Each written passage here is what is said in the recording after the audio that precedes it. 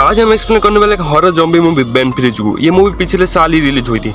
तो चलिए मूवी की शुरू करते हैं। मूवी की शुरुआत में एक सिटी के पास वाले पिकअप आइलैंड को दिखाया जाता है। उस आइलैंड पर विंटर की सीजन चल रहा था। अब एक दिन रात में उस आइलैंड के गोल ग्राउंड पर कुछ वर्कर्स रासायनिक चीज छिड़क रहे थे और फिर उन वर्कर्स ने रातों रात पूरा ग्राउंड पर उस केमिकल स्प्रे कर देते हैं। और गाइस यहाँ से हमारा मूवी शुरू होती है। मूवी के फर्स्ट सीन में हम हमारा मेन कैरेक्टर एंड्री को देखते हैं, जो कि 12th क्लास पढ़ने वाला एक स्टूडेंट है। एंड्री हमेशा ही मोबाइल में बिजी रहता है, इसीलिए उसके आसपास क्या चल रहा है इन सब ऊपर उसका ध्यान ही नहीं रहता है। फिर हम आइलैंड की सिक्योरिटी गार्ड डैन को देखते हैं। वो उसके जॉब खत्म करके घर की तरफ जा रहा होता है। तभी रेडियो पर उसकी फेवरेट प्रोग्राम आता है। उस प्रोग्राम में कहा जा रहा था कि विंटर की सीजन शुरू होने से सिटी की सारे रास्ता बर्फ गिरने से ब्लॉक हो गए हैं और इस मौसम में ज्यादातर लोग अपने घर में ही बैठे हुए हैं। लेकिन लगता है कि पास वाले पिकअप आइलैंड की ग्लोब ग्राउंड पर कभी बर्फ नहीं गिरता है। तो अभी देखते हैं कि एंटी मोबाइल देखते हुए रोड में बेपरवाही से साइकिल चला रहा होता है। एंडी ट्रेन की गाड़ी के नीचे आने से पहले ही ट्रेन गाड़ी रोक लेता है। फिर वो एंड्री को प्यार से कहता है कि इस तरह से मोबाइल देखते हुए साइकिल नहीं चलाता है। लेकिन एंड्री उसकी बात ध्यान दिए बगैर स्पीड से साइकिल लेकर चला जाता है। फिर एंडी घर पहुंचते ही फ्रिज से एक चिप्स और एक कोका कोला के बोतल लेकर अपने रूम की तरफ जाता है। एंड्री के पिता की डेथ हो गई थी और फैमिली को चलाने के लिए एंड्री की माँ जोशी जॉब करती है। एंड्री की एक छोटी बहन भी होती है जिसका नाम एनी है और एनी की देखभाल करने के लिए एंड्री की माँ एक बेबी सिटर जिसका नाम कैमेलिया है उसको काम पर रखा हुआ आता है। कुछ देर के बाद कैमिला उसके रूम में आती है और उसे कहती है कि बहुत रात हो चुकी है लेकिन तुम्हारी माँ अभी तक नहीं आई हुई है, इसलिए मैं घर जा रहा हूँ और कुछ टाइम के लिए तुम एनी का ध्यान रख लो। एनी अब सो रही है, अगर वो जाग जाती है तो उसे फ्रिज से दूध निकाल कर दे देना। दूसरी तरफ डैन अपनी बेटी पैट्रिशिया को कॉल करता है जो उसे ग्लोब ग्राउंड में जॉब कर रही होती है। वो उसे कहता है बहुत रात हो चुका है इसलिए मैं तुम्हें लेने के लिए आ रहा हूँ। उसकी बेटी उसे कहती है कि ऑफिस में कुछ मुझे काम है इसलिए मेरा लेट होगा तो मैं खुद घर चला जाऊंगा। फिर डैन घर पहुंचकर लकड़ी को तोड़कर उनका छोटा छोटा पीस करता है और किसी आदिवासी की तरह पत्थर को घसीट कर उसमें आग लगाने की कोशिश करता है। तभी उसी टाइम में कोई घर पे आता है और वो उठकर देखता है तो उसकी बेटी घर पर आई होती है। दूसरी तरफ उसी टाइम में एंड्री की बहन एनी जाकर रोने लगती है लेकिन एंड्री को समझ नहीं आता है कि उसे कैसे चुप कराऊं। लेकिन उसी वक्त एंड्री की मम जोशी आई जाती है। फिर नेक्स्ट डे सुबह डैन और उसकी बेटे पैट्रिशिया ऑफिस के लिए निकलते हैं। वो रास्ते में पैट्रिशिया को ग्लोब ग्राउंड में छोड़कर अपने ऑफिस के लिए निकलता है। फिर वो रास्ते में उसे ग्लोब ग्राउंड को देखता है और सोचता है कि सब जगह पर बर्फ गिर रही है लेकिन सिर्फ ये गोल ग्राउंड में बर्फ क्यों नहीं गिरता है। फिर वो हमेशा की तरह रेडियो में अपने फेवरेट प्रोग्राम सुनकर गाड़ी चलाता है।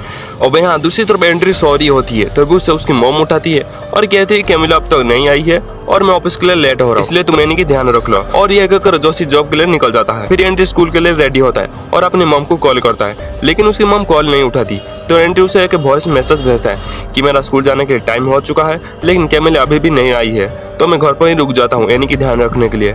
और फिर वो अपने ड्रेस चेंज करता है और मोबाइल लेकर सोफे में बैठ जाता है। अब यहाँ गोल्ड ग्राउंड पर सिटी की रिच पर्सन मार्शल और उसकी वाइफ आते हैं और वो गोल्ड ग्राउंड को देखकर सोचते हैं कि सिटी की सभी जगह पर बर्फ गिरता है लेकिन ये गोल्ड ग्राउंड हमेशा हरा भरा कैसा रहता है, क्या यहाँ पर बर्फ नहीं गिरता है। फिर वो गोल करने के लिए ग्राउंड पर जाते हैं तो वहाँ पर पैट्रिशिया मार्शल को बैट लाकर देता है। तभी उसी टाइम डैन पैट्रिशिया को कॉल करता है लेकिन पैट्रिशिया बिजी होने की वजह से कॉल काट देती है। तभी बात न होने पर डैन बड़ा परेशान हो जाता है और बहन जो मार्शल बॉल को हिट करता है तो उस ग्राउंड में स्प्रे होने वाला केमिकल नीचे अंडरग्राउंड वाटर में मिल जाता है। फिर उस पानी को एक शॉप में एक आदमी मोबाइल से बात करते हुए पी लेता है। फिर वो आदमी शॉपिंग करने के लिए शॉपिंग मॉल में जाता है तब उस आदमी की तबीयत बिगड़ने लगती है लेकिन वो किसी तरह संभल कर घर पहुंच जाता है। फिर वो घर पहुंचकर अपने चेहरे को आईना में देखता है तो उसके आंख और दांत बिल्कुल ग्रीन कलर में बदल गए थे। फिर अचानक से वो एक जॉम्बी में बदल कर भागते हुए बाथरूम में जाकर अपनी वाइफ की गर्दन पर काट डालता है जिससे कुछ देर के बाद उसकी वाइफ भी एक जॉम्बी में बदल जाती है। फिर वो दोनों पानी में बैठकर सूरज की रोशनी को देखते ही रहते हैं। फिर अगले सीन में हम देखते हैं कि मार्शल और उसकी वाइफ भी गोल्ड ग्राउंड के ओनर माइकल के घर में आए होते हैं। तभी एक कुत्ता तेजी से भागकर उनकी तरफ आता है और मार्शल की वाइफ की गर्दन पर काट डालती है। मार्शल उस कुत्ते को दूर फेंक देता है और फिर आवाज सुनकर पास में कुछ लोग जो ज़ॉम्बी में बदल गए थे वो उनकी तरफ भागते हुए आते हैं। अब ये देखकर माइकल और मार्शल उस घर में जाकर दरवाजा बंद कर लेते हैं लेकिन वो कुत्ता भी उनके साथ घर के अंदर आ जाता है और वो मार्शल की पैरों में काट डालता है। तो मार्शल उस कुत्ते को एक रूम में बंद कर देता है। फिर वो दोनों खिड़की के पास खड़े होकर बाहर क्या हो रहा है ये सब देख रहे होते हैं। तभी मार्शल भी धीरे धीरे ज़ॉम्बी में बदल कर माइकल पर अटैक कर देता है और माइकल भागते हुए एक रूम में जाकर छिप जाता है। तभी हम देखते हैं कि माइकल एक पड़ोसन डैन को कॉल करती है और डैन भी उस महिला के पास पहुंच जाता है। फिर वो बूढ़ी महिला अपने घर के बाहर बैठकर पानी पी रही होती है। वो डैन को कहती है कि सामने वाले घर से हमेशा लड़ाई झगड़ने की आवाज आती है लेकिन आज कुछ ज्यादा ही आवाज आ रही है इसलिए मैं तुमको यहाँ पर बुलाया है। तब डैन जाकर उस घर की कॉलिंग बेल बजाता है लेकिन वहाँ से कोई भी जवाब नहीं आता है। तभी हम देखते हैं कि वो बूढ़ी महिला वो भी अचानक से एक जमीन में बदल कर डैन का पीछा करने लगती है। फिर डैन किसी तरह बसते बसते कार में आकर बैठी जाती है। तब डैन सोचता है तो कुछ तो गड़बड़ है, मुझे इस बारे में पेट्रिसिया को बता देना चाहिए। ये सोचकर वो पेट्रिसिया को कॉल करता है, लेकिन इधर पेट्रिसिया भी कुछ ज़ॉम्बियों के साथ फाइट कर रही होती है और इसलिए वो कॉल को रिसीव नहीं कर पाती है। तभी बहुत सारे ज़ॉम्बी डैन की कार को घेर लेते हैं।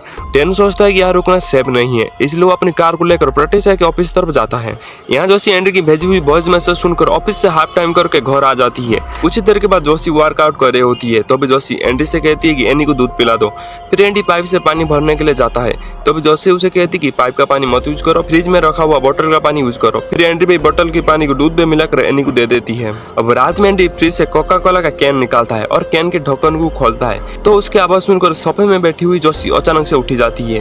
अब एंडी हैरानी से पूछता है कि आर यू ओके मम, और उस आवाज को सुनकर वो अचानक से पीछे मुड़कर देखती है और हमें पता चलता है कि जोशी भी एक ज़ॉम्बी में बदल चुकी है। लेकिन एंडी कुछ समझ नहीं आ रहा था कि यह हो क्या रहा है। एंड्री को लगता है कि शायद वो कोका कोला पीने से मना कर रही है, लेकिन जब वो भयानक आवाज निकालकर उसके पीछे पड़ जाती है तभी एंड्री भागकर घर के बाहर चला जाता है। एंड्री जब रोड में भाग रहा होता है तो सामने से डैन की कार आता है और जोशी डैन की कार से टकरा जाती है और डैन एंड्री से कहता है कि शायद सिटी में कोई खतरनाक वायरस फैल गया है, इसलिए तुम घर के अंदर जाकर दरवाजा बंद कर लो, और ये कहकर वहाँ से चला जाता है। फिर आवाज सुनकर दूर से कुछ ज़ॉम्बी एंड्री की तरफ भागते हुए आते हैं और उनको देखकर एंड्री जोशी के पैर को खींचकर उसे भी घर के अंदर लेकर आता है और वो जल्दी से दरवाजा बंद कर देता है। फिर एंड्री घर की दूसरी साइड की दरवाजा भी बंद कर देता है और अपने मोबाइल से इमरजेंसी नंबर पर कॉल करता है। फिर उसे एक रिकॉर्डेड ऑडियो सुनाई देता है। उसमें कहा जा रहा था कि पिकअप आइलैंड को क्वारंटाइन कर दिया गया है और सभी लोगों को रिक्वेस्ट किया जा रहा है कि वो अपने घर में दरवाजा और खिड़की को बंद करके ही अंदर रहे, तभी वो सेफ रह पाएंगे। फिर उस एनी की रोने की आवाज आती है, वो देखने के लिए अंदर जाता है तो जोशी एनी को पकड़कर काटने की कोशिश कर रही होती है। फिर वो चिल्लाकर जोशी को खींचते हुए बाथरूम में ले जाता है और दरवाजा बंद कर देता है। अब देखते ही वहाँ पर कुछ फाइटर जेट से आकर उस आइलैंड के पावर स्टेशन और आइलैंड को सिटी से जोड़ने वाले ब्रिज पर बम गिराकर ब्लास्ट कर देते हैं और पूरे आइलैंड में पावर कट हो जाता है। फिर यहाँ डैन गोल ग्राउंड के बाहर पहुंच जाता है तो वहाँ गेट के पास कुछ ज़ॉम्बी खड़े हुए होते और डैन कार से उतर उनसे फाइट करता है और उस लड़ाई में एक ज़ॉम्बी का पैर कट कर नीचे गिर जाता है। फिर वो किसी तरह ज़ॉम्बियों से बचकर गोल ग्राउंड के अंदर चला जाता है और वहाँ पे पेट्रिसिया छुप कर रुकी होती है। अब अगले दिन सुबह एंडी खिड़की से ज़ॉम्बियों को देख रहा होता है। वहाँ रोड पे बहुत सारे ज़ॉम्बी शांति से चल रहे होते हैं। फिर एंडी ज़ॉम्बी के बारे में जानने के लिए मोबाइल में न्यूज चेक करता है, लेकिन उसकी मोबाइल की बैटरी डेड हो चुकी थी। अब एंड्री अपनी मॉम को देखने के लिए बाथरूम में जाता है तभी उसके पीछे एनी भी वहाँ आ जाती है। जोशी वहाँ शावर के नीचे बैठी होती है और उसका चेहरा हरे रंग में बदल गए होते हैं। तभी एनी जोशी के पास में जाकर आवाज करने लगती है और अचानक से जोशी उसे काटने जाती है और तभी जल्दी से एंड्री जोशी को अपने तरफ बुलाकर ध्यान भटकाता है और तब गलती से जोशी टीवी के स्टैंड को हिला देती है और क्या आप स्क्रीन में देख पा रहे होगे, और फिर उसके शॉट से हरे रंग का खून बाहर निकलता है। एंड्री जोशी की जेब से मोबाइल निकालता है, लेकिन एक्सीडेंट की वजह से मोबाइल की स्क्रीन टूट चुकी थी। एंड्री बाहर जाने की डिसाइड करता है, लेकिन घर के बाहर बहुत सारे ज़ॉम्बी खड़े हुए थे। फिर वो दरवाजे के ठीक सामने अपने बिल्ली को खाना देता है और वो एनी को लेकर दरवाजा खोलता है और दरवाजे के पीछे खड़ा हो जाता है। तभी बिल्ली की आवाज सुनकर ज़ॉम्बी घर में आ जाते हैं और बिल्ली के पीछे भागने लगते हैं और मौका देकर एंडी जल्दी से दरवाजा बंद कर देता है और बाहर की तरफ भागता है।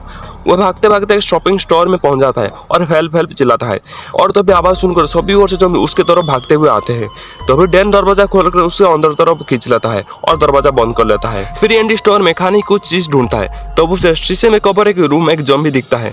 तभी वहाँ पर डैन आकर उसको कहता है कि ये मेरी पेटी पेट्रिसिया है, वो ज़ॉम्बी बन चुकी थी इसलिए मैं इसे रूम में बंद कर दिया है। यहाँ दूसरी तरफ गोल ग्राउंड के ओनर माइकल बायोटिक कंपनी पास कॉल करता है और कहता है कि मुझे यहाँ से सेफली बाहर निकालो। असल में गाइस हुआ ये था कि आइलैंड में विंटर सीजन शुरू होने से गोल ग्राउंड बर्फ में ढंक जाती है और गोल ग्राउंड कुछ ही महीने तो बंद रहती है। इसलिए माइकल एम नाम के एक बायोटिक कंपनी से हाथ मिलाकर गोल ग्राउंड में केमिकल स्प्रे कर देते हैं जिससे घास पर से बर्फ पिघल जाए और वहाँ हमेशा हरी भरी घास रहे और वो गोल ग्राउंड को इस मौसम में चलाकर भी पैसा कमा सके। लेकिन वो केमिकल गोल ग्राउंड के पास वाले वाटर प्लांट में सारे पानी को पॉइजन कर देता है और वही पानी उस आइलैंड के लोगों को सप्लाई किया जाता है और जिन भी लोग उस पानी को पिया होता है वो सभी लोग ज़ॉम्बी में बदल गए हैं। यहाँ पे बायोटिक कंपनी वाला कहते हैं कि ये सब हमारी गलती की वजह से हुआ है और उसको ठीक करने के लिए हमारे एक्सपर्ट टीम वहाँ आ रहे हैं। यहाँ दूसरी तरफ डैन लकड़ी को छोटा छोटा पीस करके पत्थर को घसीट कर उसमें आग लगाने की कोशिश करता है। तब एंड्री एक सेकंड में उसमें लाइटर से आग लगा देता है। फिर डैन रेडियो में अपने फेवरेट प्रोग्राम सुन रहा होता है।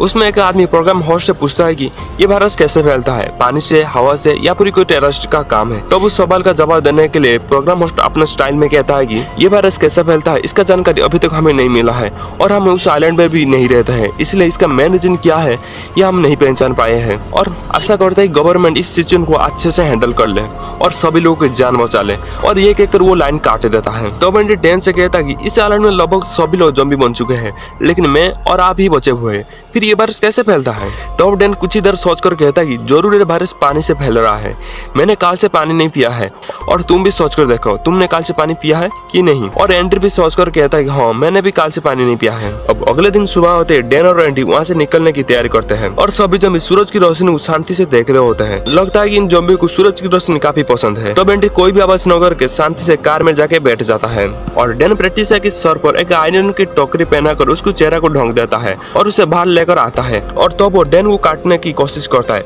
और उसकी आवाज सुनकर एक ज़ॉम्बी लड़की डैन को काटने के लिए आता है, लेकिन डैन उस ज़ॉम्बी को नीचे गिराकर सोचता है मारूं या ना मारूं। फिर वो पेट्रिसिया को ले जाकर कार में बैठा देता है। तब कार में जाते समय एंड्री डैन से पूछता है कि आपने उस ज़ॉम्बी लड़की को क्यों नहीं मारा। तब डैन उसे कहता है कि वो लड़की भी किसी की बेटी होगी, इसलिए उसे मारने के लिए मेरा दिल नहीं कर रहा था।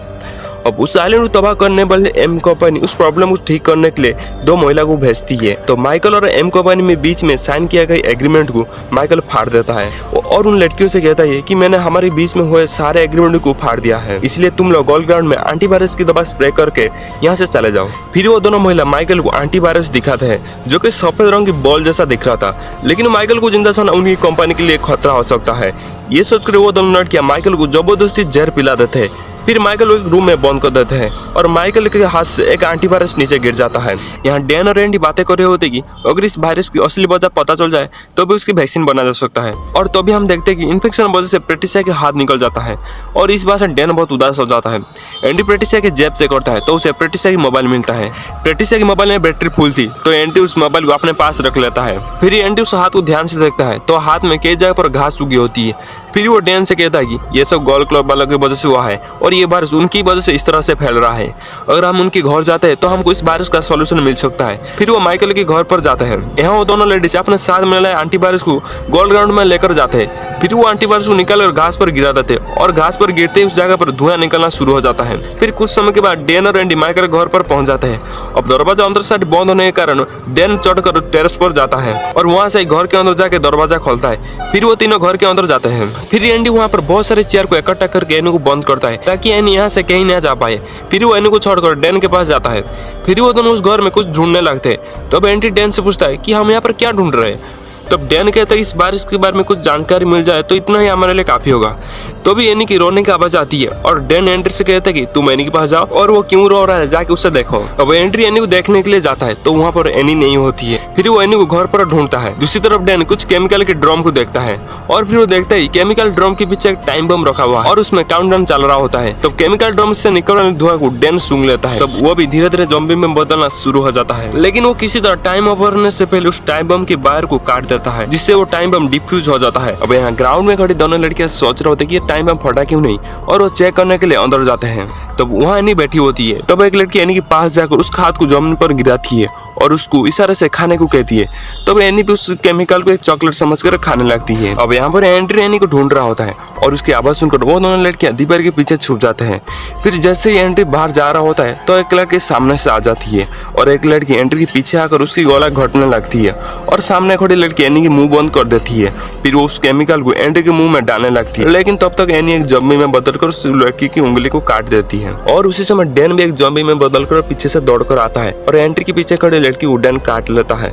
फिर एंड्री गलती से माइकल के हाथ से गिरा हुआ एंटीवायरस दवा पर पैर रख देता है और उससे निकलने वाले धुआं के वजह से उन लोगों की शरीर पर एंटीवायरस काम करना शुरू हो जाता है। फिर वो पेट्रिसिया के मोबाइल से वीडियो रिकॉर्ड करके अभी तक जो भी हुआ है वो सारी बात रिकॉर्ड करके सोशल मीडिया पर अपलोड कर देता है और वो वीडियो जल्दी वायरल हो जाता है। और तभी कैमिली बस वीडियो को देख लेती है। फिर वो दोनों लड़की आपस में बात कर रही होती है हमारा प्लान फेल हो गया है और अगर हम वापस गए तो हमारे बॉस हमको मार ही डालेगा, इसलिए वो दोनों एक दूसरे शूट करके खुद ही मर जाते हैं। तब रेडियो में प्रोग्राम आता है कि उस आइलैंड पर सभी लोग ज़ॉम्बी बन चुके हैं और वहाँ पर जितने भी लोग बचे हुए उन सबको मारना होगा, वरना वो वायरस पूरी दुनिया में फैल जाएगा और इस तरह की बातें करके वो गवर्नमेंट को उसका रहा होता है। और तभी हम जान पाते हैं कि उस प्रोग्राम को एम कंपनी स्पॉन्सर कर रही होती है और मजबूरी में गवर्नमेंट भी हेलीकॉप्टर से सोल्जर भेजती है और उन सोल्जर को ऑर्डर देती है कि आइलैंड में एक भी आदमी जिंदा नहीं रहना चाहिए। तभी हेलीकॉप्टर की आवाज सुनकर एंड्री सोचता है कि शायद उसकी वीडियो देखकर आर्मी वाला मर्डर करने के लिए वहां पर आ रहे हैं, लेकिन जब वो सोल्जर को फायर करते हुए देखता है तो वो समझ लेता है कि ये सभी लोग को मारने के लिए यहाँ पर आए हैं, चाहे वो इफेक्ट हुए हो या नहीं हुए हो। और तभी देखते हैं कि वैक्सीन की वजह से एनी धीरे धीरे ठीक हो जाती है और इधर डैन भी नॉर्मल हो जाती है। लेकिन तब सोल्जर कुछ देखे बिना डैन और उसकी बेटी पैट्रिसिया को आग से जला देते हैं। फिर एंट्री कहाँ चुके उसे समझ में नहीं आता है और वो उस आइलैंड के समुद्र के किनारे पर आ जाता है। तब वो समुद्र से एक बोट उसके तरफ आता हुआ देखता है जिसमें कैमिलिया बैठी होती है और वो उसको देखते ही एंड्री उस टूटे हुए हाथ से सिगलान देता है, जिसके बाद कैमिलिया एंड्री और एनी को अपने साथ अपने घर में ले जाती है। बोट में जाते समय एंड्री उस टूटे हुए हाथ को क्या करना है ये सोचकर उसे पानी में फेंक देता है। फिर एक मछली उस हाथ को खा जाती है और कुछ ही समय बाद वो मछली भी एक खतरनाक ज़ॉम्बी में बदल जाती है। और गाइस इसी ट्विस्ट के साथ ये मूवी खत्म हो जाती है।